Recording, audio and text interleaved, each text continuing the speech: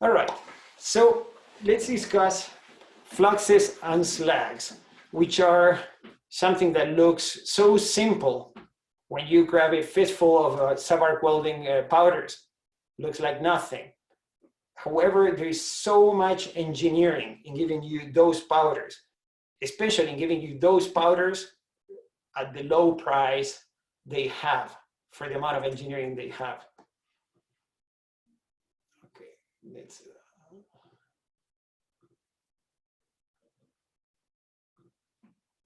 Okay, we did discuss some of this briefly way back when we started discussing welding processes that involve fluxes. What are the functions of a welding flux and a slag? I worked on this together with Vivek. The one who put together most of this material is Vivek. Vivek did his master's with us on subarc welding. He's now an R&D engineer at Lincoln here in Canada, and he came with a background of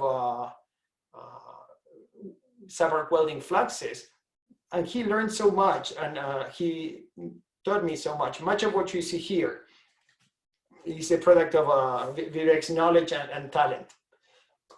But here is something in which I do have a little bit of a part, and you're not going to see in any book.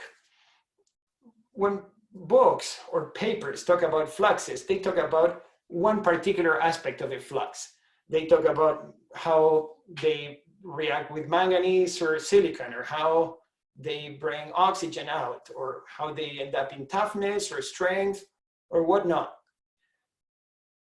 But a flux has many, many aspects. And if we look at all the aspects that independent papers or books were looking, we came up with this list. Fluxes have many functions. One is to create a slag. In addition, the fluxes, because they're so close to the arc, they vaporize and they provide a path for the current. So some of these components are what they call gasifiers that create an atmosphere that not only protects, but this atmosphere will give you an arc you like, an arc that is stable. Some slags, especially those that are high in fluorine, like calcium fluoride, those are conductive. And in the case of electroslag welding, in which we don't have an arc, like the current goes through these highly conductive fluoride slag, right? In addition, the fluxes and slags provide a support for the weld. So when we talk about E70T or E71T, the difference between the 0 and the 1, or when we talk about 7018 or 7024, the difference between the 1 and the 2, in which the 1 means all position and 2 means only flat and horizontal. The difference is, can the slag hold the molten metal, right? Can the slag provide a mechanical support for the weld? So interesting, right? It makes a world of difference in practice to be able to weld overhead or not, or to weld vertical. And that is because of the mechanical support of the slag. Slags also have to be easy to detach. I can say quite a bit about that. In some cases, for example, in stick welding, and I have a video I hope I can show you, when you're making the electrodes, you make them very, very quick. So you want your flux system, when it's still kind of wet and malleable, to be pretty slippery to help on the extrudability and make these electrodes faster. In addition of creating an atmosphere that gives you a good path for the arc, they create a shielding gas, right, against the oxygen, nitrogen. It can do it by creating this. The protection from the atmosphere can be done by creating another atmosphere that is less reactive, or by sealing the free surface of the metal, for example, by melting the slag and covering it up in this kind of glassy substance that prevents the interaction with the atmosphere. The slags also deal with plate contamination, right? If you remember when we talked about some of the manganese and silicon are to react with the oxygen and to then deal with contamination. You can also have alloy modifications. Here I put manganese and silicon, but you can have chromium. You can have a whole bunch of things in your slag system that helps you tweak the base alloy.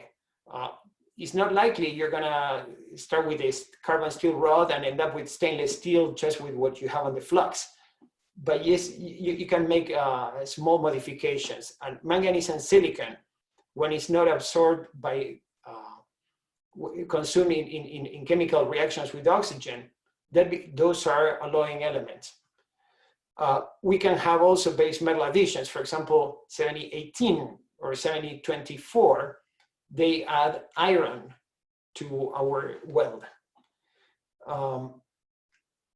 Another function of the flux, the slag system, is to deal with impurities like phosphorus and silicon. In this aspect, the slag system in welding shares many similarities with steel making, right?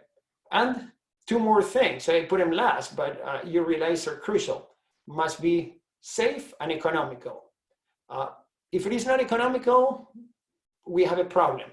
So although we discuss fluxes using chemical formulas and scientific terms, in reality, fluxes are just minerals that were dug up from somewhere in the world and crushed and mixed, but they don't have a whole lot of processing because then it would not be economical. And the other thing is safety. One way of reducing hydrogen is using fluorine compounds that have fluorides, like calcium fluoride. One potential way of welding, of subarc welding aluminum, is using these high fluoride slag systems, the same as the stick welding of aluminum. But those are tricky because fluorine is not a gas you take lightly, especially when it reacts with hydrogen. There would be very small amounts of HF, but still is something you need to worry about. Okay,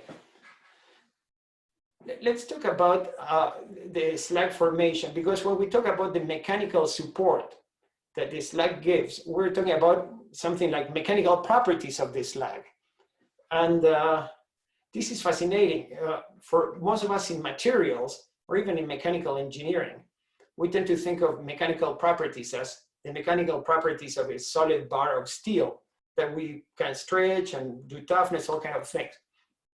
But the slag has a very important mechanical property that is viscosity, right? And whether if it is very liquidy, it's not very viscous. But if it is like thick as molasses, it's quite viscous. And now you can imagine that in some cases we want something more liquidy, some other cases we want something more thick and viscous. And those of you who have welded, let me see the chat.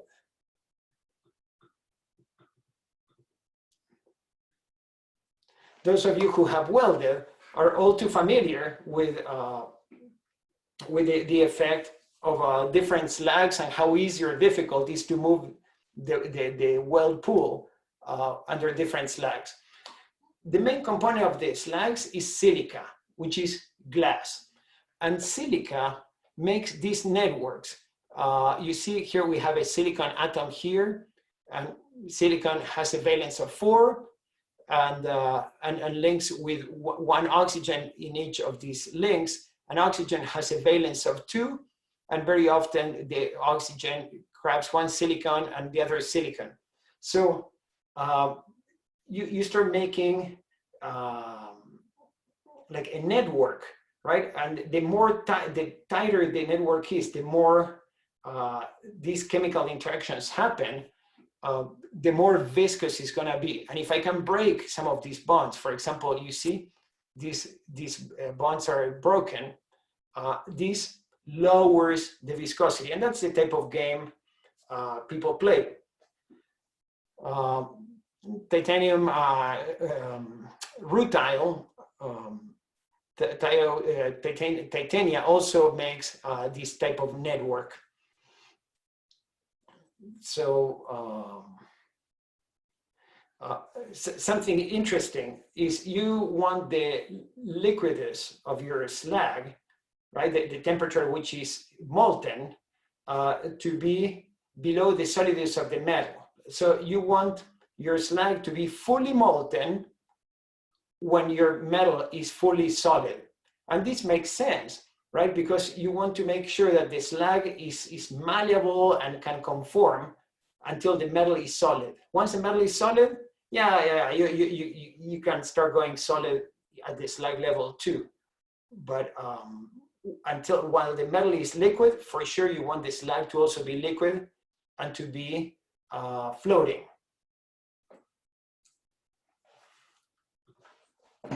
Okay, about arc stability. The arc forms, and we discussed this in our first class, when we ionize the gas that is in between the electrode and the plate. And this is very important. The welders know this all too well, that if the arc cannot stay in one place and moves all over the place, the droplets, as we have the metal transfer, jumps to the side and make welding quite difficult and unpleasant. And there are ways of measuring this type of stability, and some components help stability more than others.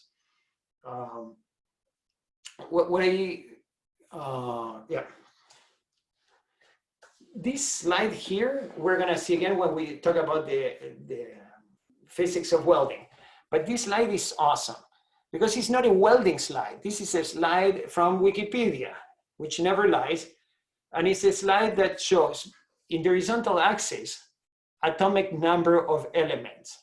So as we move from left to right, we're moving across the periodic table. And in the vertical axis, we have ionization energy. And ionization energy is this. If I have an atom and I steal the weakest electron, one of those in the outer orbit, how much energy do I need to have to steal an electron? Some atoms hold on to their electrons very tightly. Some atoms very loosely. Typically, the smaller the atom, the closer is the outer electron to the nucleus, and the electrostatic forces are very high. So stealing the electron when it's close to when it's close to the nucleus is difficult. Bigger atoms, they don't even know how many electrons they have, so it's not so difficult to lose them. Also, depending on the valence of the elements, for example, elements that tend to have a single atom in the outer orbit can lose it more or less easily, because by losing that electron, they resemble the noble gas that was just before them, right? So for example, elements in the first column of the periodic table, those don't hold on to the electron very tightly. Elements that are on the one before last column in the periodic table, the last one is the noble gases, but just before those is the elements that have almost all the electrons that they needed to resemble a noble gas, almost all but one, and they're desperate for that one electron. All they want is that one electron they are missing. And guess what? You try to steal an extra electron from those, they don't like it. They're gonna fight you. They are gonna be very difficult to ionize. So having said this, let's look at this table. Here we have a hydrogen that has a relatively high ionization energy, but it's kind of a mixture. On one hand is the smallest atom that has the electron the closest, but on the other hand, it has only one electron, so could be stolen. So let's skip over hydrogen, but let's go to helium. Helium is a noble gas. That is where it likes to be. Noble gases are what they are, don't want more electrons, don't want less, and you want to steal one. They are not going to let you steal it. They are very stable. In the case of helium, it's very stable, and because it's a small atom, it fights very hard. Ionization energy of helium is high. And if you see this top line of blue circles, those are the noble gases that have the highest the highest ionization energy. On the bottom here, this is for each of the rows of the periodic table. Here on the bottom, we see the ionization energy of the alkaline metals, the ones that have one loose electron that is just like hanging out at the very end. Have lithium, sodium, potassium, right? These are very easy to ionize, right? And everything else is in between. Look at this, and this is awesome. Sodium or potassium are called arc stabilizers. Guess why, right? Sodium and potassium are arc stabilizers because they have a low ionization energy. And now my question to you is, which one do you think is a better arc stabilizer, sodium or potassium? Looking at this table, anybody wants to vote for sodium or potassium as an arc stabilizer? Yeah, of course. Potassium is a better arc stabilizer because it has a lower ionization energy. And look at the amazing thing here. 6010 uses sodium silicates as for the binder of its cover, right? And it runs only on DC machines. 6011, what I used in Argentina, and this one has potassium silicate binders. And because the arc is more stable, now I can use an AC machine. The AC machines have a problem that they go through zero in each cycle, twice per cycle. In each cycle, they go zero when they go up and zero when they go down. As the current is going through zero, the arc has to be maintained somehow. Sodium, not so good. Potassium has lower ionization energy. It's good for maintaining the arc during that switch. Isn't that amazing? You look at this periodic table and you already start having thoughts. Helium, very difficult to ionize. Guess what? You need a lot of voltage, a lot of energy. And that's why originally people were using helium to weld aluminum. Argon is a lot less than helium, but it's still quite high, right? The heat that comes from argon is quite high.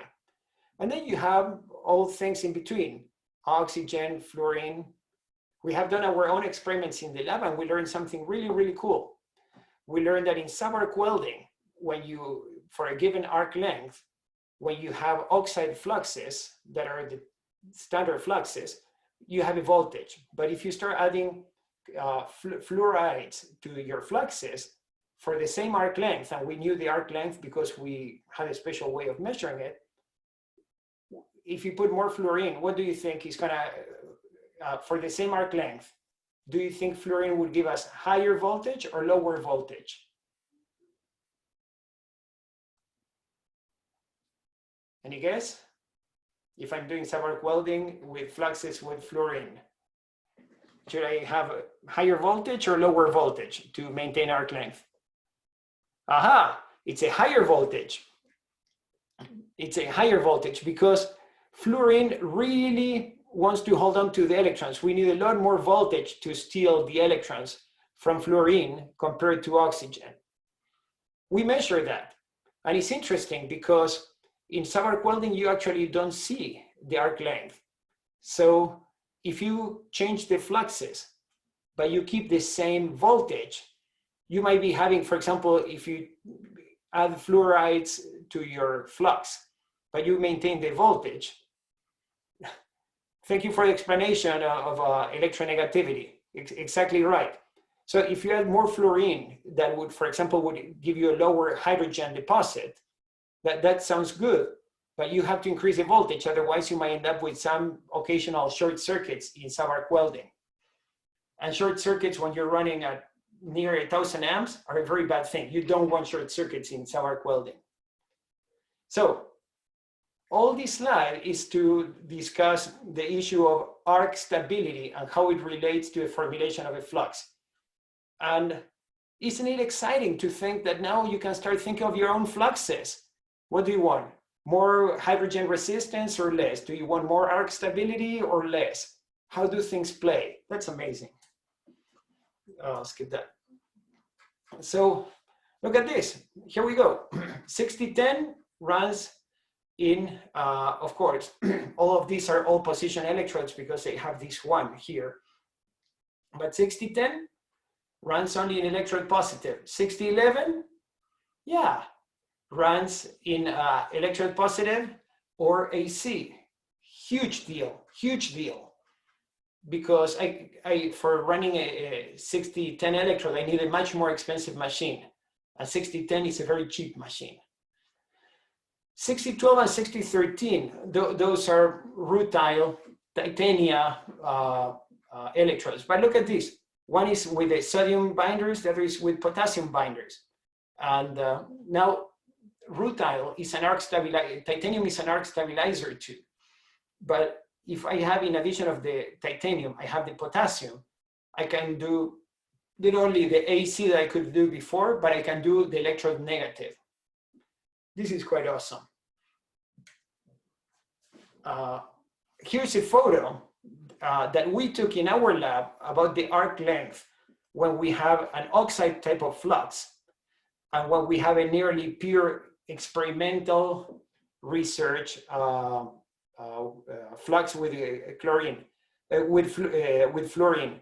See, this was the arc length when we have oxides, and a much shorter arc length when we have fluorides.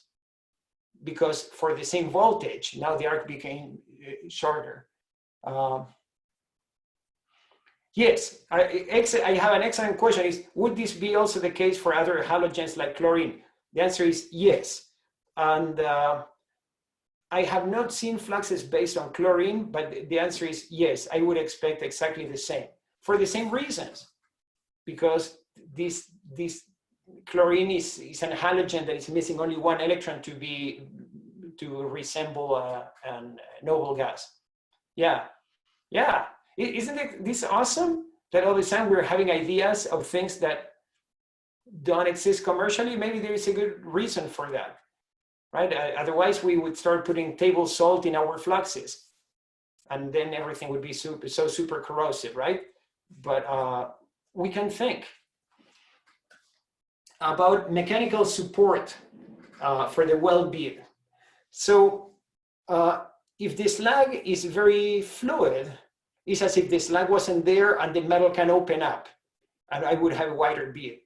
If the slag is quite viscous, the slag might make some sort of a trench that concentrates my arc and concentrates my molten metal and holds it in place and gives me a narrower weld. So now the type of weld I'm gonna get is gonna depend on the amount of on the viscosity of the slag, right? And also is going to depend on the freezing point of the slag.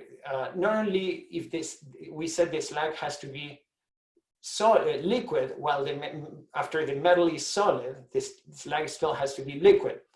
But once the slag goes from liquid to solid, it can have a narrow freezing range or a large freezing range, right? The difference between liquidus and solidus for the slag can be very small and goes all solid all of a sudden, or can start growing big dendrites. And the slag detachability is related to that. Smaller freezing ranges typically give us better detachability. All right. So here I have a video that is lost and I couldn't find it, but let's talk about some subtleties about mechanical support the effect of slag viscosity on mechanical support. So if the viscosity is very small, the slag that floats, right, floats, and after it reaches the surface, falls on the side of the weld, because it's just more or less like water rolling off. When we are welding, if this viscosity is very slow, it is possible that the slag goes like down a slide and falls into the weld pool and block the electrical path of the arc. So there is a danger of having too liquid of slag, because it not only might not cover welded metal, but might fall and drip into the weld pool, causing disrupting the arc, and would be a big problem. Now, if we say, okay, too liquid is bad, we say, okay, what happens if it is too viscous, too thick, right? And so now, if it is too thick, the slag, it might lead to slag entrapment, right? We are welding, and the slag gets stuck with the molten metal. And this would be especially bad in groove welds, in which we would see slag entrapments next to the sides of the groove preparation. Also, if the slag is too thick, right? When the metal is hot, it's losing gases that it had in solution. Liquid metal, when it's hot, has high solubility for gases, for example, hydrogen, and when it cools down, those gases start to come out, and they bubble out, right? We not always see it, but they come out like that. If the slag is too thick, those bubbles do not penetrate through the slag, and they get trapped by the slag, and then the surface of the molten metal is all pockmarked or looking with all the bubble. You get to see the bubbles there. It's a balance, right? Do I have an issue of gas or not? I wanted to tell you something about how we handle viscosity. And this is the area of ceramists, which is not me. But I'll share with you what I have learned from them. Remember, we had talked that the slag is mostly based on this network, which we had the silicon with a valence of 4 that reaches 4 oxygens, and the oxygen has a valence of 2, and it can bridge 2 silicons, and everybody's happy and makes a network. And that network, the more bonds, the finer the mesh, the more viscous it is.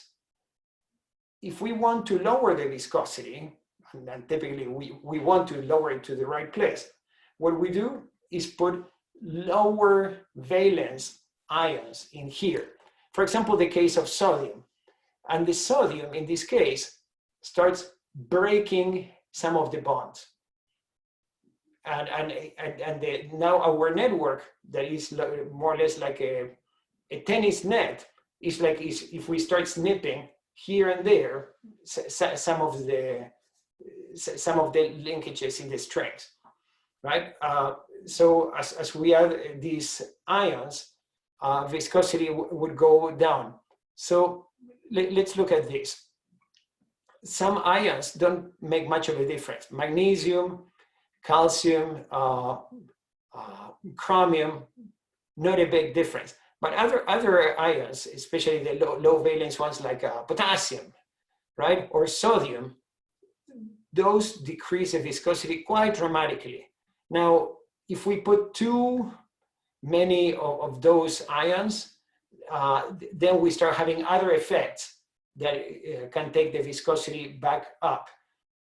But the way we move in the slags in welding is taking advantage of this slope here, in which we have a little bit of potassium, a little bit of sodium, and this has a big effect on the viscosity of the flux.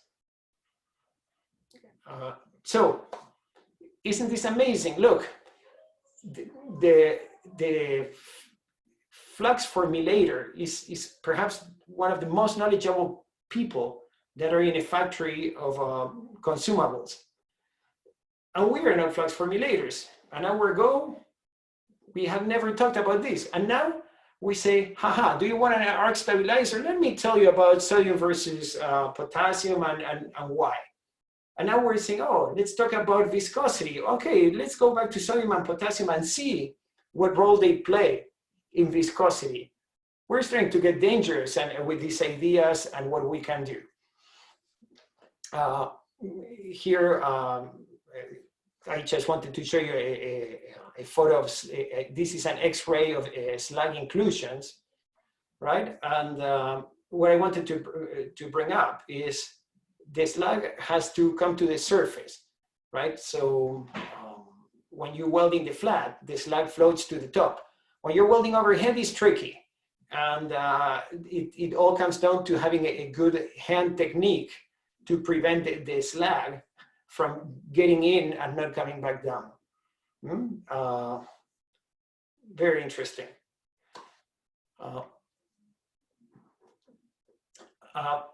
We talked about freezing point. I said that we want our slag to become solid after the metal is already solid.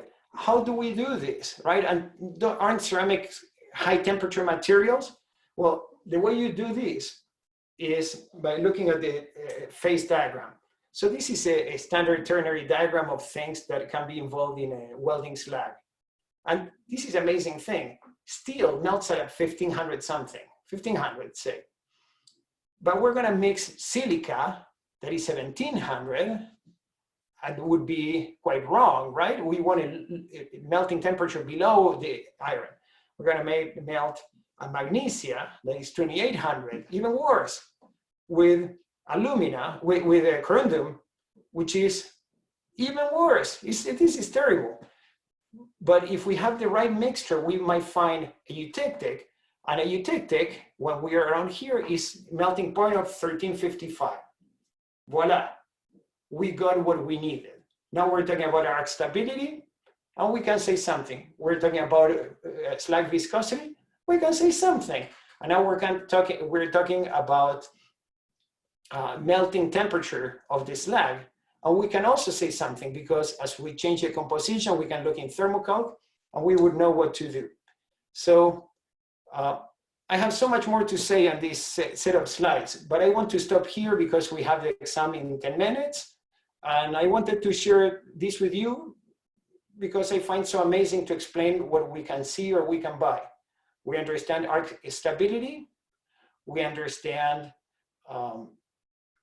the viscosity, and we understand melting point of these slags. I think that this is a pretty good start for being one class. I'm going to stop here, and if you have any questions, as I close everything, I'm still looking at the chat. Thank you very much.